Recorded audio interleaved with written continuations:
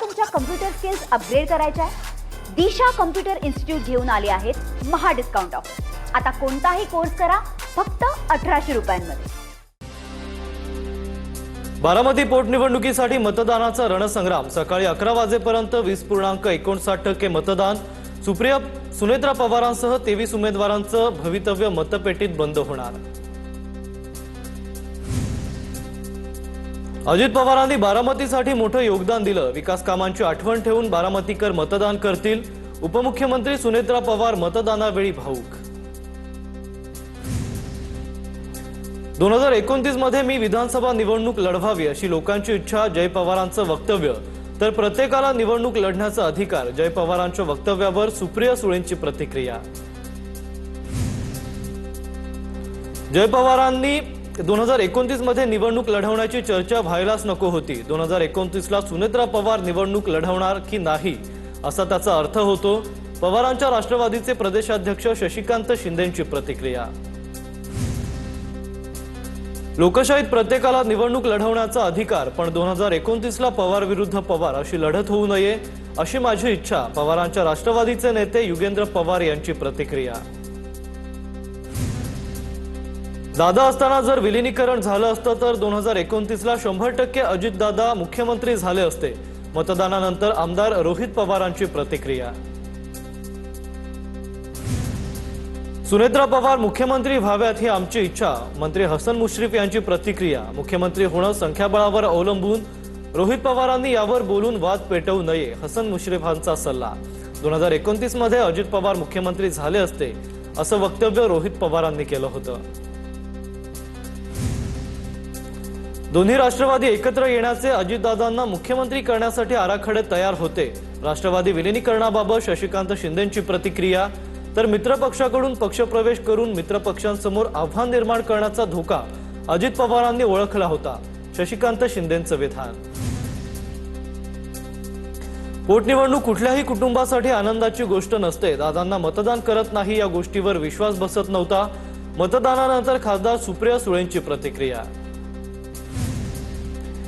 राहुरीमध्ये अक्षय कर्डिलेंनी मतदानाचा हक्क बजावला। वडील सोबत नाहीत पण आशीर्वाद पाठीशी, कर्डिलेंकडून विजयाचा विश्वास व्यक्त। सकाळी 11 वाजेपर्यंत राहुरीमध्ये 18.22% मतदान।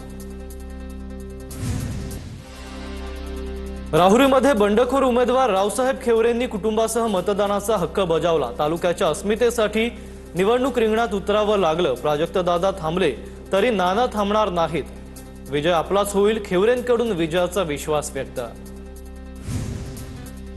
पश्चिम बंगालमध्ये टीएमसी कार्यकर्ते आणि एयूजेपीच्या संस्थापकांमध्ये झटापट। पश्चिम बंगालच्या मुर्शिदाबादमधील प्रकार।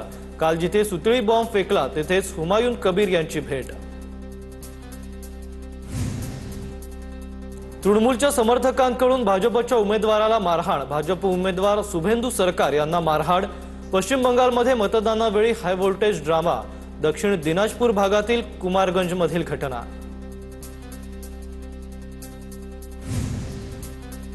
बंगालमध्ये भाजपचा विजय होणार हे निश्चित। 4 मे रोजी बंगालमध्ये भाजपचा विजय जल्लोष असेल। विजयानंतर बंगालमध्ये मिठाई आणि झालमुरी पण वाटणार। पंतप्रधान मोदींची भाषणादरम्यान प्रतिक्रिया। विधान परिषदेच्या निवडणुकीसाठी भाजपचे निकष ठरले। आज रात्री 10 वाजता पुन्हा भाजपच्या कोर कमिटीची वरच्या निवासस्थानी बैठक। कालच्या बैठकीत पश्चिम महाराष्ट्र आणि कोकणातील नावांवर खलबतं। आज उर्वरित विभागातील नावांवर चर्चा होणार।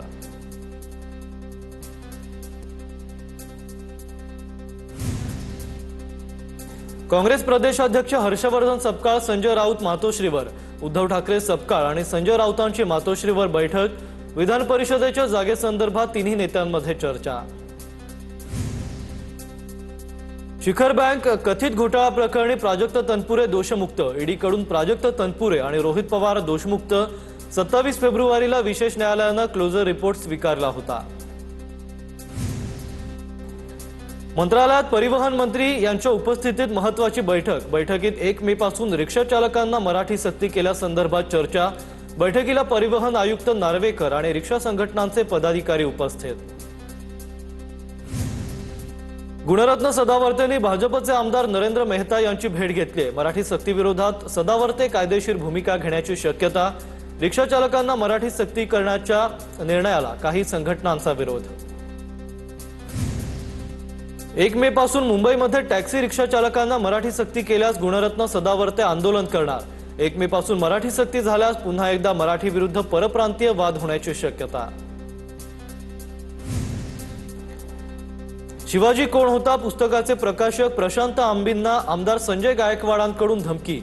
महाराजांविषयी आदर दाखवताना गायकवाडांची जीभ घसरली आहे। संजय गायकवाडांकडून प्रशांत आंबींना अश्लील शिवीगाळ। संजय गायकवाडांनी शिवीगाळ केल्याची कथित ऑडिओ क्लिप समोर आली आहे। पुस्तकात महाराजांचा एकेरी भाषेत उल्लेख, मी आमदार नंतर, आधी शिवरायांचा मावळा, मी प्रकाशकांची जात काढली नाही। ऑडिओ क्लिप व्हायरल झाल्यानंतर आमदार संजय गायकवाडांचं स्पष्टीकरण।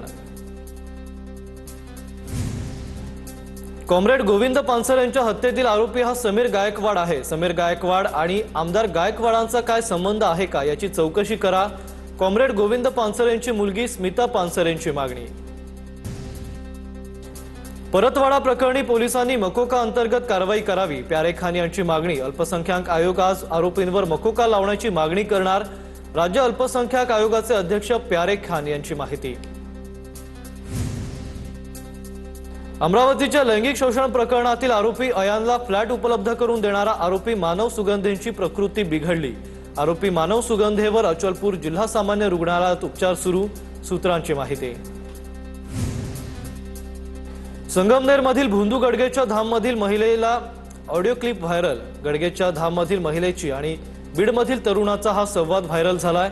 दत्तधाम सरकार मठात गेल्यावर पैसे मागतात, होम हवन करण्यासाठी लागणाऱ्या पैशांबाबत महिला माहिती देत असल्याचा दावा। भोंदू राजेंद्र गडगेची आज पोलीस कोठडी संपणार। भोंदू राजेंद्र गडगेला आज कोर्टात हजर करणार। अनिष्ट तक्रारीनंतर भोंदू राजेंद्र गजाड न्यायालय पोलीस कोठडी देणार की न्यायालयीन कोठडी सुनावणार याकडे सर्वांचं लक्ष। नाशिकच्या निफाडमध्ये आणखी एका भोंदू बाबतचा प्रकार उघडकीस। धरणगाव खडक येथील भोंदू दिलीप काकडे विरोधात गुन्हा दाखल। भोंदू काकडेवर लैंगिक शोषण आणि जादूटोणा विरोधी कायद्याअंतर्गत गुन्हा दाखल। उपचाराच्या बहाण्यानं महिलांवर लैंगिक अत्याचार केल्याचाही आरोप। गोरेगाव नेस्को ड्रग्ज प्रकरणात वनराई पोलिसांची मोठी कारवाई। एका इंटरनॅशनल ड्रग्ज पेडलरच्या पत्नीला वनराई पोलिसांनी बिड्या ठोकल्यात। जिया जेकब असं अटक करण्यात आलेल्या ड्रग्ज पेडलरच्या पत्नीचं नाव। जिया जेकबचा नवरा अद्यापही फरार। गोरेगाव ड्रग्ज प्रकरणात नवी माहिती समोर। आरोपी आयुषकडून अंमली पदार्थ जप्त। 15 लाख रुपये किमतीच्या 993 अंमली पदार्थांच्या गोळ्या जप्त। अटक होण्यापूर्वी आयुषनं त्याच्याकडील ड्रग्ज फेकून दिलं होतं। रियाज काझीच्या नागपुरातील कार्यालयातून लॅपटॉप, कम्प्युटरची हार्ड डिस्क जप्त। लॅपटॉप, हार्ड डिस्क फॉरेन्सिक टीमला तपासासाठी पाठवली। रियाज काझी विरोधात 5 पीडित तरुणींचे पोलिसांनी जबाब नोंदवलेत। नमाज पठण, विनयभंग केल्याचा पीडित तरुणींचा पोलिसांसमोर जबाब। बदलापूर स्त्री बीज प्रकरणात मुंबई ठाण्यातील 30 डॉक्टरांना नोटिसा। मुंबई ठाण्यातील 30 डॉक्टरांना पोलिसांकडून नोटिसा पाठवण्यात आल्या आहेत। प्रकरणात आतापर्यंत 3 डॉक्टरांवर गुन्हे दाखल।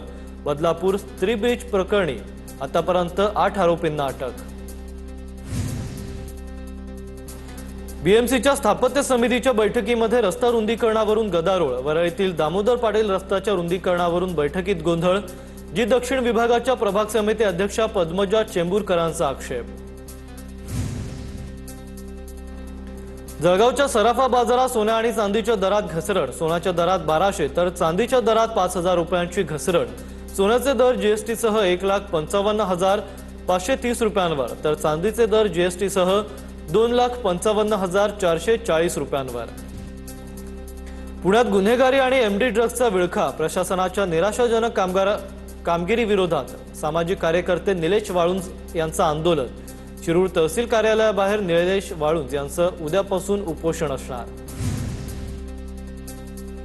सरकारी कर्मचाऱ्यांच्या कामबंद आंदोलनामुळे भंडाऱ्यात नागरिकांची गैरसोय। लाखनी तहसील कार्यालयात अधिकारी कर्मचारी उपस्थित नसल्यानं नागरिकांना परत जावं लागतंय, अशी दृश्य समोर आली आहेत। गडचिरोली जिल्ह्यातील ग्रामसेवक संघटनांचा जिल्हाभर कामबंद आंदोलन। जिल्हा परिषद अंतर्गत येणाऱ्या 270 ग्रामसेवकांचं कामबंद आंदोलन।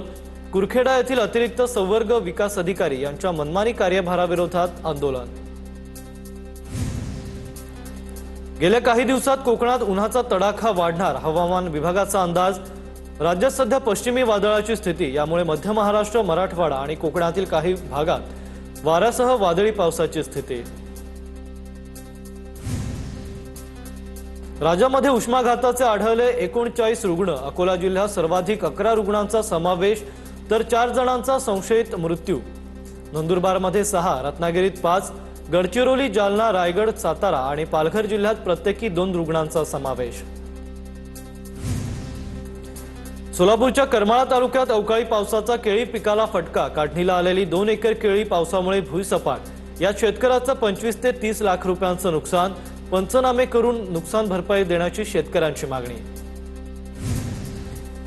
राज्यात पुढील 3 दिवस अवकाळी पावसाचा अंदाज, विदर्भातील काही जिल्हे वगळता बहुतांश भागात वादळी पावसाचा इशारा। कोकण, दक्षिण मध्य महाराष्ट्र आणि दक्षिण मराठवाड्यात 25 एप्रिलपर्यंत पावसाची शक्यता।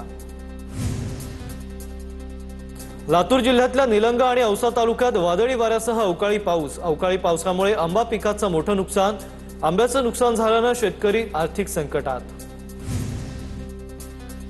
राज्यात पुढील 3 दिवस अवकाळी पावसाचा अंदाज, विदर्भातील काही जिल्हे वगळता बहुतांश भागात वादळी पावसाचा इशारा। कोकण, दक्षिण मध्य महाराष्ट्र, दक्षिण मराठवाड्यात 25 एप्रिलपर्यंत पावसाची शक्यता। धाराशिवच्या परंडामध्ये अवकाळी पावसाचा तडाखा, 9 एकर पपई बागा जमीनदोस्त, शेतकऱ्यांचं 15 ते 16 लाखांचं आर्थिक नुकसान, शेतकरी हवालदिल। मला तुमच्या कम्प्युटर स्किल्स अपग्रेड करायच्या आहे? दिशा कम्प्युटर इन्स्टिट्यूट घेऊन आले आहेत महा डिस्काउंट ऑफर। आता कोणताही कोर्स करा फक्त 1800 रुपयांमध्ये।